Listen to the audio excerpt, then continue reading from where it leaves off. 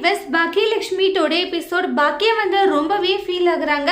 இனிய ஏதோ ஒரு விஷயத்த நம்ம கிட்ட மறைச்சிட்டு இருக்கா, ஆனால் என்ன விஷயம் தான் தெரியலன்ட்டு ரொம்பவே பாக்கிய யோசிக்கிறாங்க. இனிய வந்து அம்மா கிட்ட சொல்லாது இருக்கிறது தப்போன்னு எனக்கு தோணுது. அம்மா கிட்ட எனக்கு உண்மையை சொன்னிடலாமா, இது மாதிரி பிரின்சிபல் வந்து பேரண்ட்ஸ் மீட்டிங் வர சொன்னாங்கன்ட்டு எனக்கு வேற சொன்ன அம்மா என்ன சொல்லிடுவாங்களோன்னு ஒரு பயம் வேற எனக்குள்ள இருந்துகிட்டே இருக்கேன்னு இனிய பயப்படுறாங்க. அதுக்கப்புறமா இனியா அப்படின்றாங்க, அம்மானு வாங்க, உன் டேடி கிட்ட தானே பேசினேன், இங்க பாரு பிரின்சிபல் பேரண்ட்ஸ் மீட்டிங் தானே வர சொன்னாங்க அப்படின்னு இனியா பயப்படுறாங்க. அம்மா அது வந்து என்ன வந்து போய் இனியா அப்படி சொன்ன உன்னை என்ன பண்ணிட்டு போறோம் சொல்லு, எதுவா இருந்தாலும் சொல்லுன்னு தானே நான் உன்கிட்ட சொல்லிட்டு இருக்கா, ஆனா சொல்லாத நீ எல்லாம் உனக்குள்ளேயே வச்சு மூடி மறைச்சிட்டு இருக்கலன்னு வாங்க. சாரி மான்றாங்க. இப்படி சாரி எல்லாம் கேட்காது சரியா, நீ இப்படி பண்ணுவேன்னு நினைச்சு கூட பார்க்கல இனியான்றாங்க.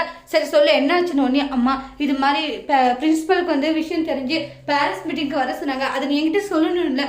இல்லம்மா ஏற்கனவே நீங்க டென்ஷனா இருக்கீங்க என் மேல, அதனால என்கிட்ட சொல்லாத போயிடுவியா இனியா, நீ இப்படி இருக்கிறதுனால தான் எனக்கு கோவமே வருதே இனியா.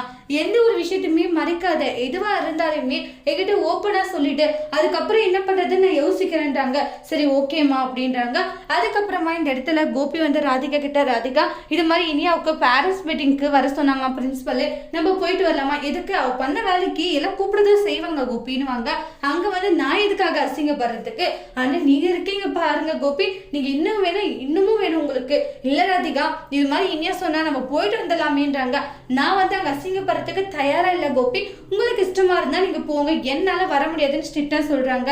இப்படி சொல்லாது, இப்படி சொன்னா வேற எப்படி சொல்லுவாங்க, பயங்கர ஆர்குமெண்ட் போதும் அவங்க ரெண்டு பேருக்கும். கடைசியில வர முடியாதுன்னு பேரண்ட்ஸ் மீட்டிங் சொல்லிடுவாங்க. கோபி என்ன பண்றதுன்னு தெரியாது ஃபீல் பண்றாங்க. அதுக்கப்புறமா வந்து இந்த இடத்துல பேரண்ட்ஸ் மீட்டிங்க்கு நான் வரேன்னு சொல்லிட்டு ரெடி ஆகுவாங்க. அத்தை இது மாதிரி இனியாவுடைய ஸ்கூல் காலேஜுக்கு வந்து பேரண்ட்ஸ் மீட்டிங் நான் போயிட்டு வரேன்னு பாக்கிய நானும் வரேன் பாக்கிய, இல்ல வேண்டாம் விடுங்க அத்தை நான் பாத்துக்கிறேன், சொல்றேன் இல்ல நான் வரவா அப்படின்னு. சரி ஓகே அப்படின்னு சொல்லிட்டு அங்க இருந்து கிளம்பி போறாங்க பேரண்ட்ஸ் மீட்டிங்க்கு. அங்க போனதும் பிரின்சிபல் பாத்தீங்கன்னா, இப்படி வந்து உங்க பொண்ணை வளர்த்துருக்கீங்க அப்படின்னு சொல்றாங்க. என் அம்மா என்ன நல்லா தான் வளர்த்துருக்காங்க நீங்க சொல்றாங்க, அப்படியுமா இது மாதிரி வேலையை பண்ண அப்படின்னு.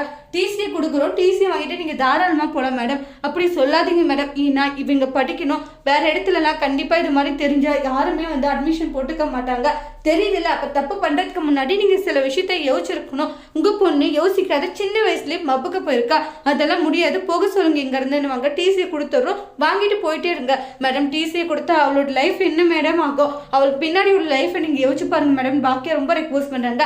இந்த அளவுக்கு யோசிக்கிறீங்களா மேடம், அப்ப நீங்க என்ன பண்ணியிருக்கணும், அவங்களுக்கு நிறைய அட்வைஸை பண்ணியிருக்கணும், சொல்லி வளர்த்துருக்கணும். அப்புறம் தாத்தா பாட்டி எல்லாரும் பேசுறாங்க, நானும் ஒரு ஸ்கூலோடைய வாத்தியார் தான், நீங்க எடுக்கிற முடிவு தான் நானும் எடுத்திருப்பேன், ஆனா என் பேத்தி இனி அதை தப்பு பண்ண மாட்டா, ஏன்னா ஃப்ரெண்ட்ஸ் கூட சேர்ந்தா ஏதோ ஒரு தப்பு பண்ணிட்டா ப்ளீஸ் அப்படின்ட்டு ரொம்பவே ரெக்வஸ்ட் பண்ணி கேட்குறாங்க.